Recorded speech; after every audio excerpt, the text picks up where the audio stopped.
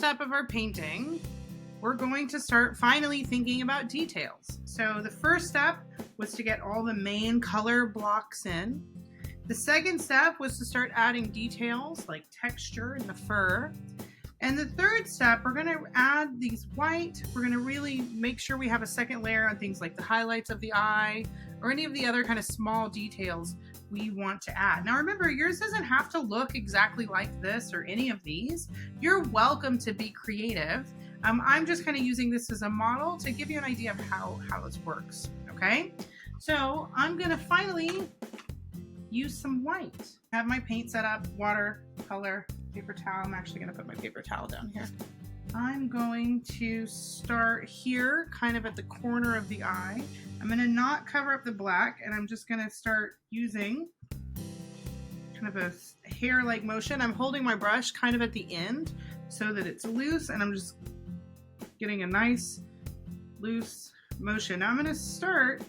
Now you can see there's kind of some black ones here. I'm going to come back and do those a little bit if I need to with some black. But for now, I'm just going to kind of give this section over the eye, kind of like the eyelid. And I'm paying attention here. I'm going to really make sure I leave a line. Now I notice this kind of goes up, so I'm going to make some lines kind of go up, and it's kind of thick right here. So I'm going to add another layer of fur. And you'll be able to see these kind of stroke marks. That's good. We like that. It makes it look furry. Okay, now this one has kind of some white areas sort of around the black lines. So I'm going to do that. Now I'm letting some of the orange shine through, some of the black shine through.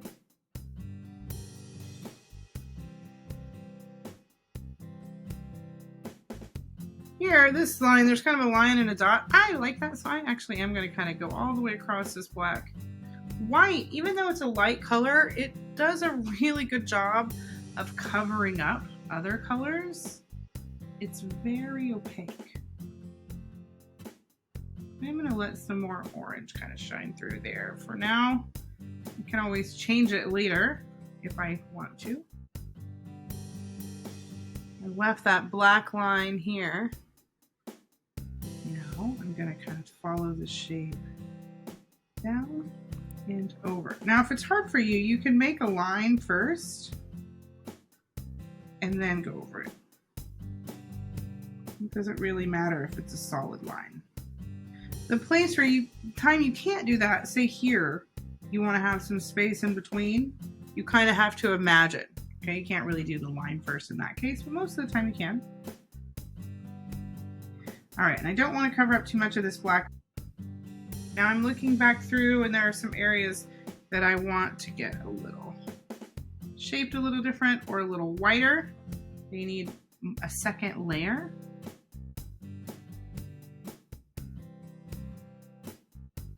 My line is over a little bit more, so I'm going to do something here. I'm just going to kind of make this go kind of like that.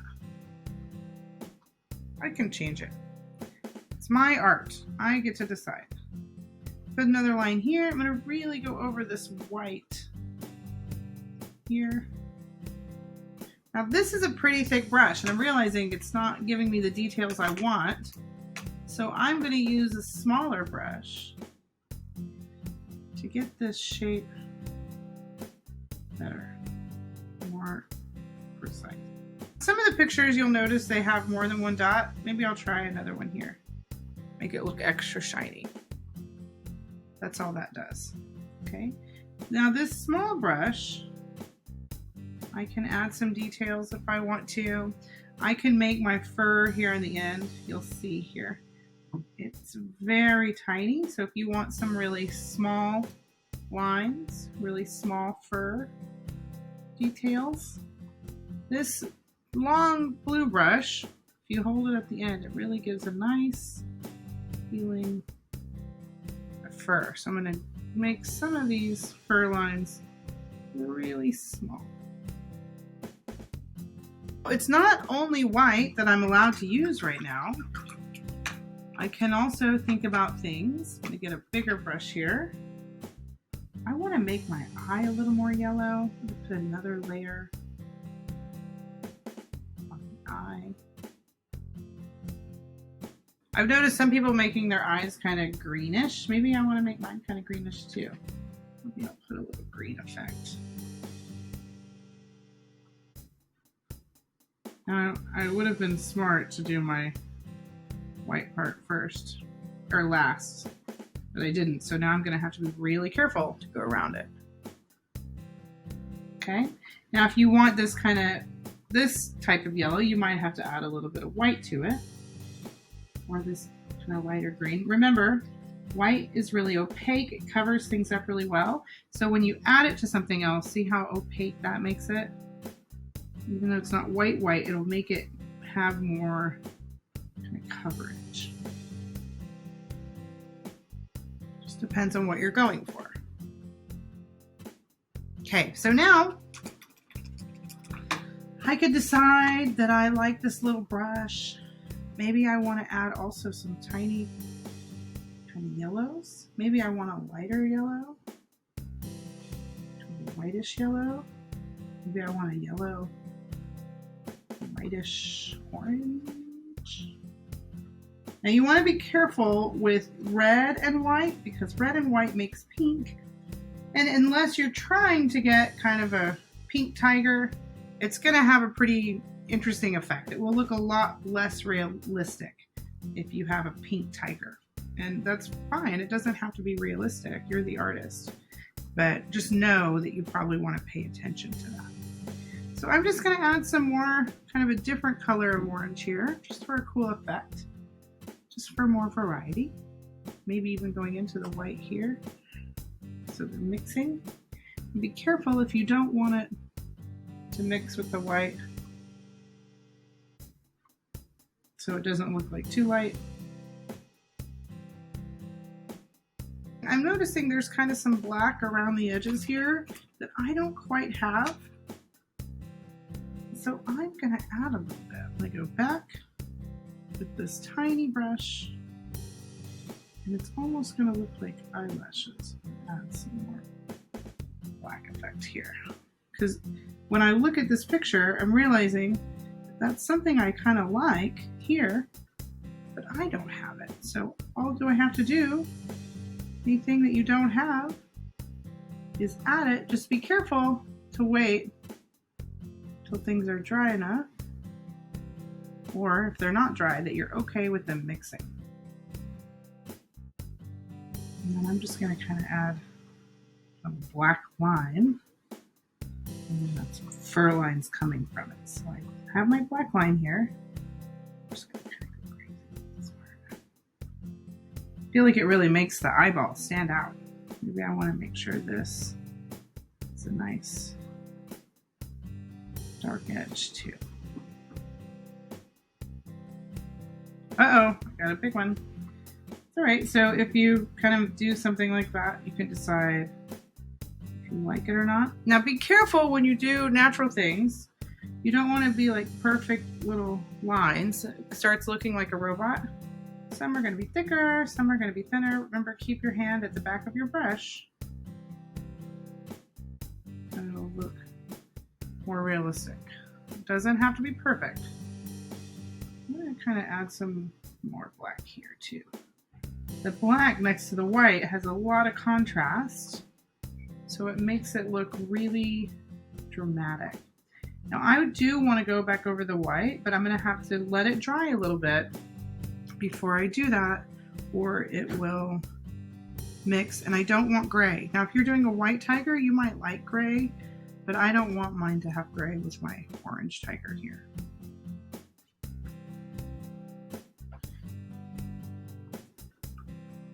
All right, so I'm just kind of playing with my black, adding some details. And then I'm gonna let it dry, and I'm gonna go over a few more details for my final layer. Okay, so it's had some time to dry. I think it's pretty close to what I want, but I still want to do some final details Now remember, you can use the blow dryer in the room to dry, but some of my little white areas here are a little too see-through for me. So I'm just gonna make one more nice thick layer. I really put the white on there to give it that kind of thick, even texture. Oh, it got too globby, too crazy. All right, now something happened here where I dropped wet paint. If it's dry underneath, you get your paper towel a little bit wet, oops, you can wipe it right off as long as the underneath layer is dry, okay? Now, if the underneath layer is wet, I would have just smeared gray everywhere. So it's important that it's nice and dry if you're going to use that technique. All right, so I think these areas that were a little more see-through look a little better. Maybe want to cover some of these areas where I can see like a little bit. You might not be able to see it very well, but for me, I really like to make sure that I get enough layers that it looks really believable.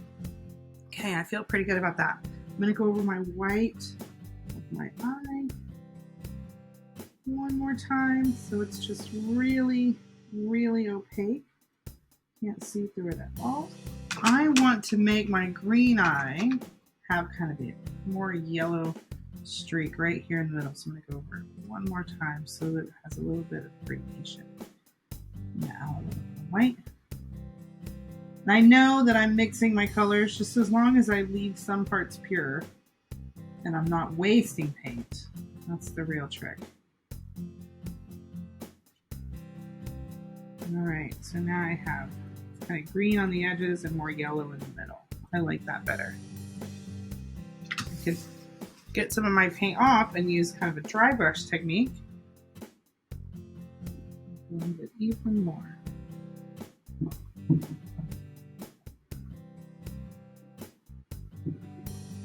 All right, I'm pretty happy with it. I can keep playing, but we don't have forever, right? Final step, sign your name. I do have some special paint pens you can use just for this situation. The way that you use these, you want to make sure that they're working. So mine's white, so it's going to be a little hard to tell, but it is working there. If it isn't, you push it down and get the paint flowing. I'm going to sign it right here in the corner. Don't sign too big, but big enough that people can see it. Now I have my signature, I have my painting, and my work is complete. Enjoy, artists!